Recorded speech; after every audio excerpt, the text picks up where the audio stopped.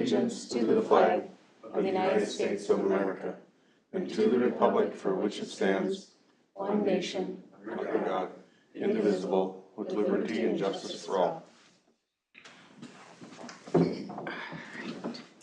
Has council had the opportunity to review the meeting minutes of July 16th and 24th?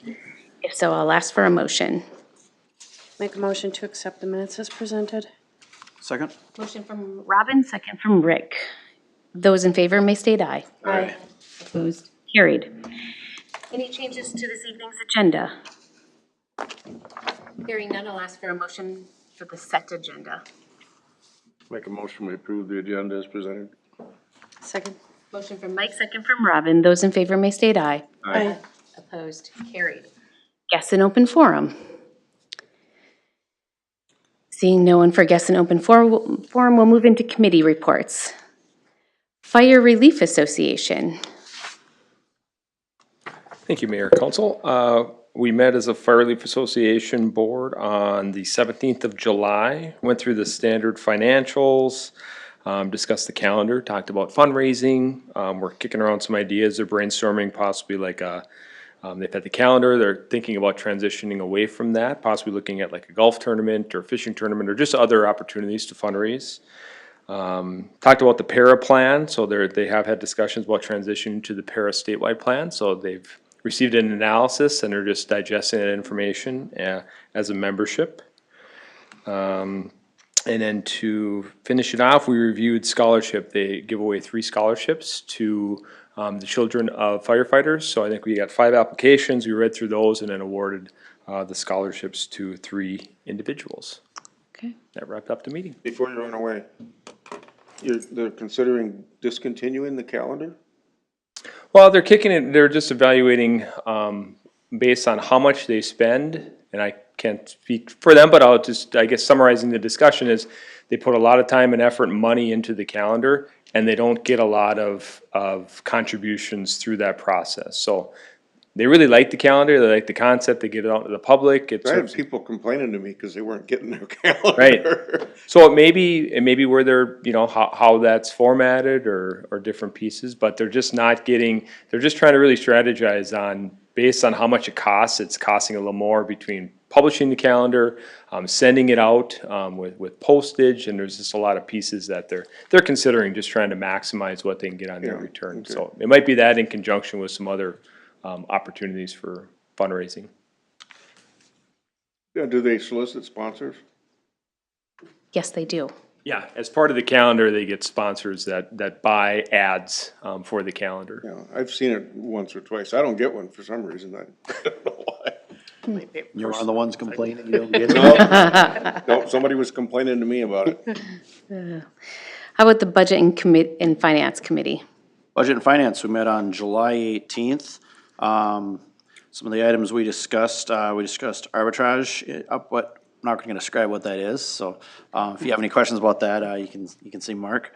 Some of the other discussions we had, and this was prior to our budget meetings, so you know, this was new at the time, but we've since discussed them as a group. So things like the rails, well, I don't know if we talked about the rail spur here, but just having some discussions about the rail spur. As you know, when we originally envisioned the rail spur many years ago, it was, you know, we were thinking we might do almost like a rail park almost, and you know, there was going to be the different spurs off of it, things like that. And we've since moved away from that to really where we have 2 customers, well, really basically 2 customers with our rail spur. And so just starting discussions on that. What, you know, is that something we you know, continue to own as a city now that maybe the you know, the direction's changed on it, or no, we're not recommending any. It was just kind of a discussion thing, so nothing, you know, nothing come out of that.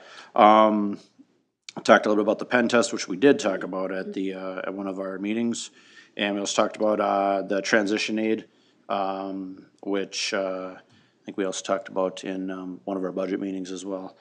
Otherwise, the numbers were all looking pretty good, and that was what I got. Okay. Joint Planning met, and we just had one item, which was a boundary adjustment for a parcel in the township.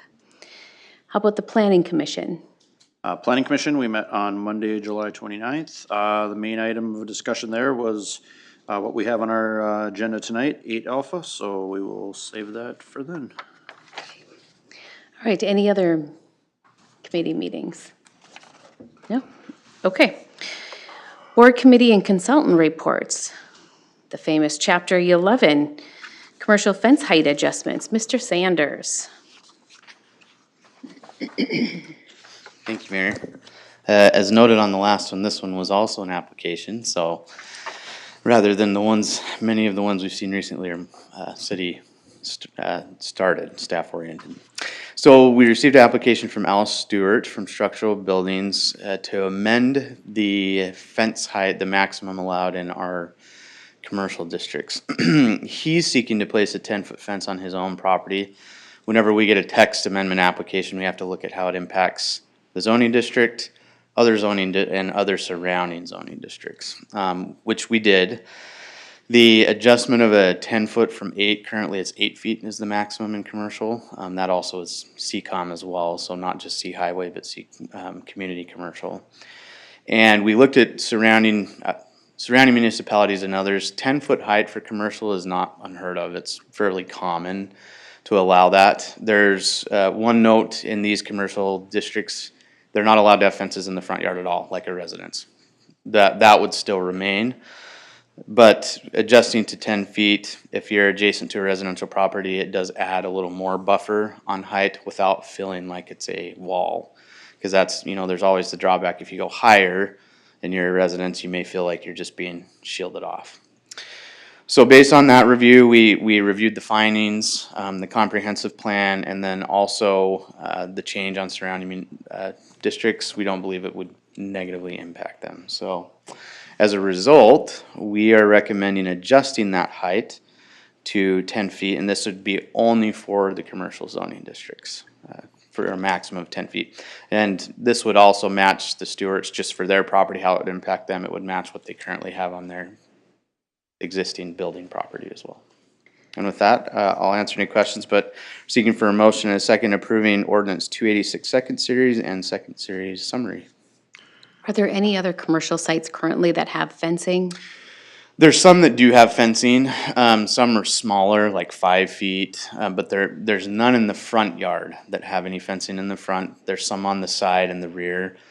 If you know where the Marty Harstead properties, the R3 ones that are north of there, some of those have fences, some of them don't. So if they were to put them up, it would actually, one of the concerns we've heard from some of those people that are adjacent is people, if it develops, people coming in and out. So having a fence there that's even higher would just further add a barrier to people trying to cross the commercial properties to get to First Street or something. So to answer the question, we do have fences that are currently existing. Could you see some of them go up? Yeah, but a lot of them are in the side and rear yards because we don't allow them on the front. So they're not in the C-COM district? I think there are fences in the CCOM district. For example, one of the, Quick Trip okay. has one. Theirs is 8 feet tall. I think the residents probably would have liked to see it go 10 feet if it was allowed, but that one's a newer one. And then we also have Country Lumber does have the fences. They're a little bit shorter. So that was one thing that was brought up too, is the likelihood, would you see them go to 10 feet? Where they're at right now, based on the property, I don't think it's a high likelihood that you would see them go a 10-foot fence on that property, especially if it's redeveloped. So they'll want to maintain visibility to Highway 10, depending on what goes in there. Was the ask for the increase in the maximum height Yes. for privacy? I think it was for privacy, and it will help shield materials more from visibility as well. And sound. And sound. And yeah. weather. Okay, Yeah. okay. Because the wind picks up stuff and blows it all over in my yard. I think his thing is maximizing, from an aesthetic view, that's probably one of the bigger things for Mr. Stewart. From a practicality standpoint, that's another thing we looked at, and the items mentioned are some benefits to it. It will shield more materials than a 7 or 8 foot tall fence. And we had just, so we didn't have anybody comment Right. at Planning Commission. Yeah, nobody was there to Written, oppose it. verbal. And we did kind of just talk about it briefly in the sense of, all right, even though it was an ask for one property, let's think of other properties here. And we, Yeah. could we think of any other property where he was kind of walked along and think of any other property where this could be negatively affected? And we couldn't think, staff had already kind of done that, but we did it too, so. Yeah, Yeah, We couldn't come up with any. okay. That's a big thing whenever we get these text amendments. It's not just about the one who asked, it's about the effect on all of it. Yeah. Yep. And to keep in mind, it's the max height Yes. that we're It's adjusting. not minimum. It's the not saying minimum. you have to do 10 feet. Yeah, Well, he's got 10-foot fence already around the stuff, and I tell you, it's nice. It does cut down on some of the noise, and you can't see all the stuff he's got, from my yard. I can't see all the stuff he has in his, lumber and all his materials, so. yeah, It's kind of nice that it is 10 feet high. okay. Any other questions?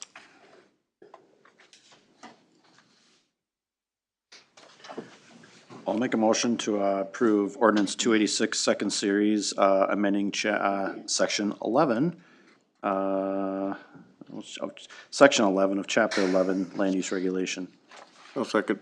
Motion from Rick, second from Mike. Any other discussion? Hearing none, those in favor can state aye. Aye. Opposed? Carried. I'll make a motion to approve ordinance 286, second series, summary for publication purposes. I'll second that. Motion from Rick, second from Mike. Those in favor may state aye. Aye. Opposed? Carried.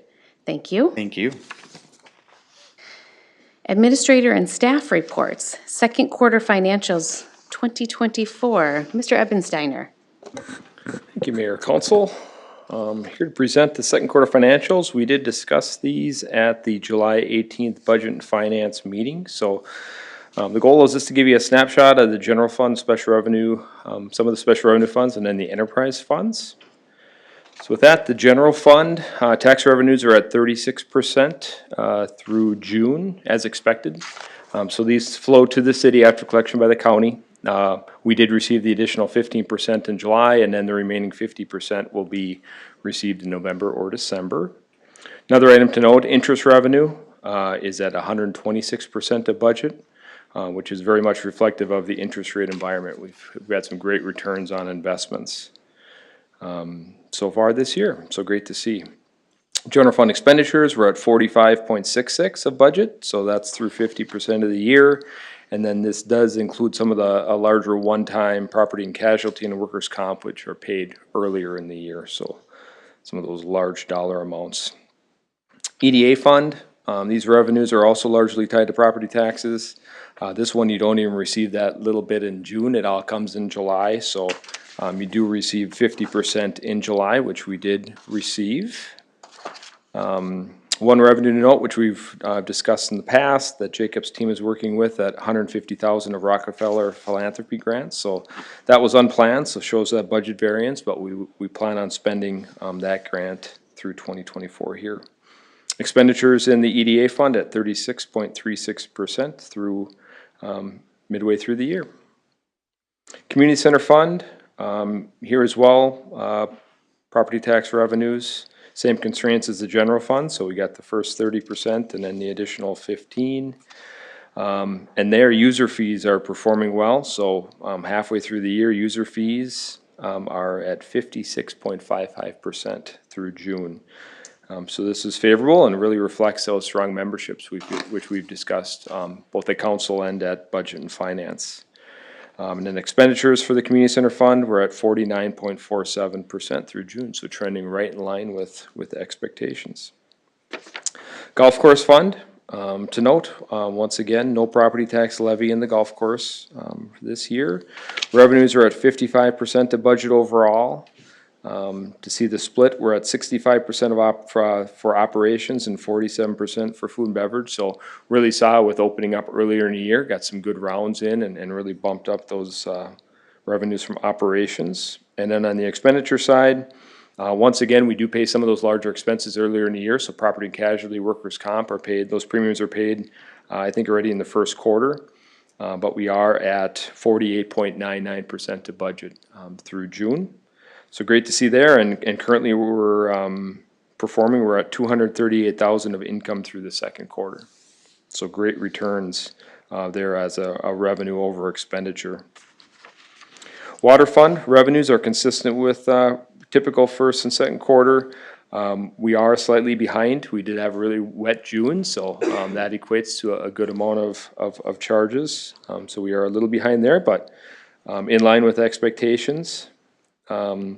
And then expenditures, we're at 33% of total year budget. There are some capital projects that are planned for the second half of the year.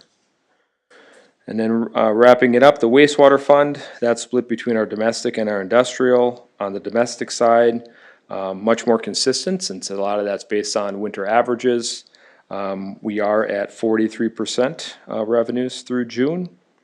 And then on the expenditure side, we do have that additional capital spend planned for later in the year as well. And then industrial, very much in line with expectations, revenues at 45% and expenses at 41%. So that's working with LPI and the charges for their use and maintenance there. So with that, Budget and Finance had reviewed that through June, and no action, but I can answer any questions on the data.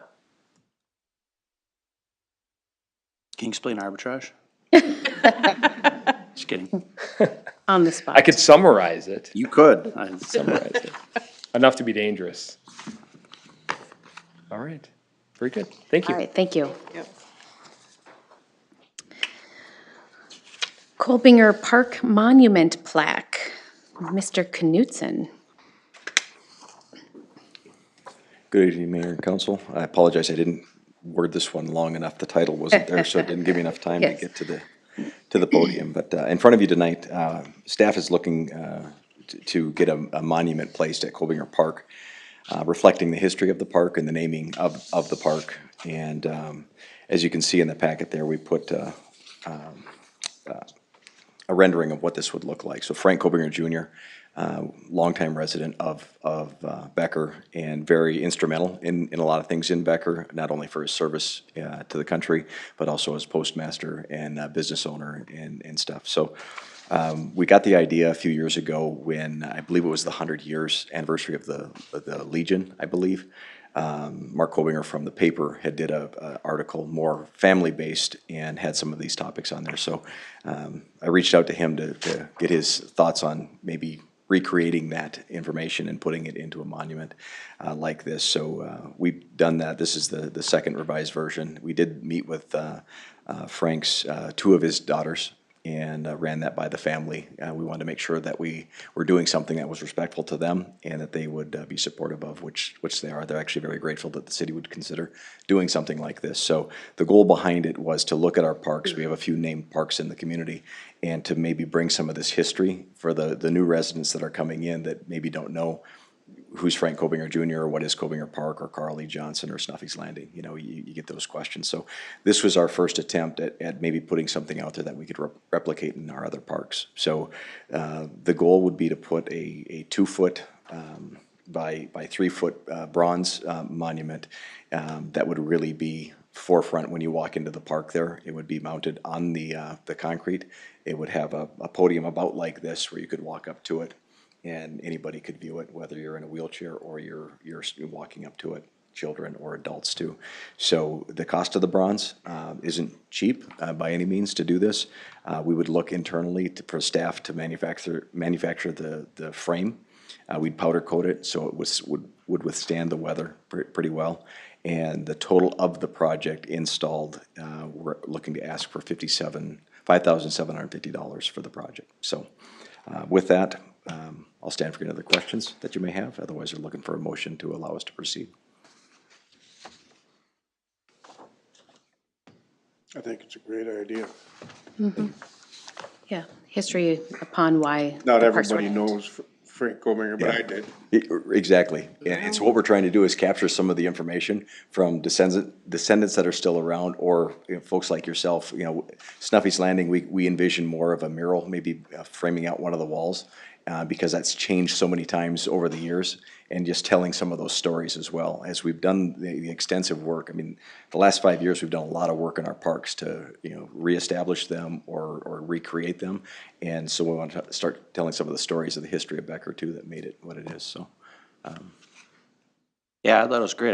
Been to Colbinger Park a million times. I couldn't tell you, why it was named after him, so. So, Make a motion to allow staff to purchase and install a bronze monument plaque for Colbinger Park. I'll second that. Motion from Robin, second from Mike. Any other discussion? Hearing none, those in favor may state aye. Aye. Opposed? Carried. thank you. See, I told you when we see you, it just cost us money.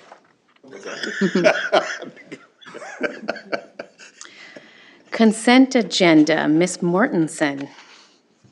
Thank you for your consideration this evening. The consent agenda is in front of you for August 7th. The hiring and termination report is there, the 2023 population estimate. There's a new combination massage business establishment, massage therapist license for Tara LaFave, who is doing business as Her Needs. Temporary liquor license for Becker Lions Club for Fall Fest, and adoption of resolution 2468, accepting donations from Becker Lions, $5,000 for AED, and Quick Trip, $1,000 for the police department.